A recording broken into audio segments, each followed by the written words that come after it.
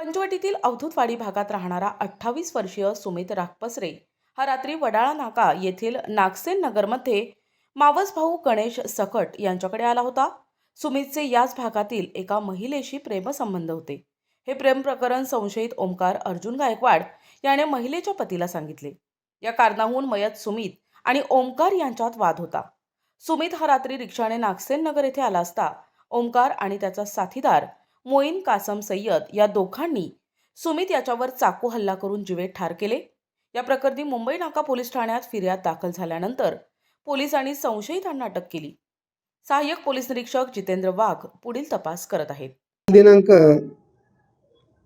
28/12/2025 रोजी रात्री 9:30 ते 10 वाजेच्या सुमारास नागसेनवाडीमध्ये पंचवटीमध्ये राहणारा इसम इथे जी महिला होती तिच्यासोबत त्याचे अनैतिक संबंध आहेत हे त्या मैताच्या बाबतीत या आरोपी नंबर 1 ने माहिती तिच्या नवऱ्याला दिली। या कारणावरून तो मैताचा जो मयत आहे तो आणि हा आरोपी नंबर 1 गायकवाड यांच्यामध्ये वाद उपस्थित झाला। तेव्हा त्याचा साथीदार आणि हा गायकवाड यांनी ते रिक्षा आणलेली ती त्याची चाबी काढून घेतली आरोपी नंबर 2 ने आणि या गायकवाडने त्याच्याकडील चाकूने त्याला भोसकलं। तो जखमी झाल्यावर नातेवाईकांनी त्याला सह्याद्री हॉस्पिटलला ॲडमिट केलं होतं। तिथे उपचार चालू असताना तो मयत झाला। त्याबाबत खुनाचा गुन्हा दाखल केलेला आहे।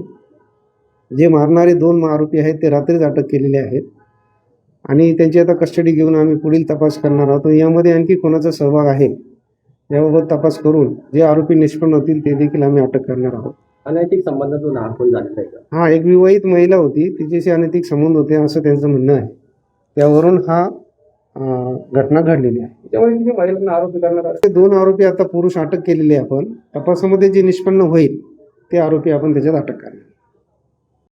प्रतिनिधी गुड्डू शेख, दिशा न्यूज, नाशिक।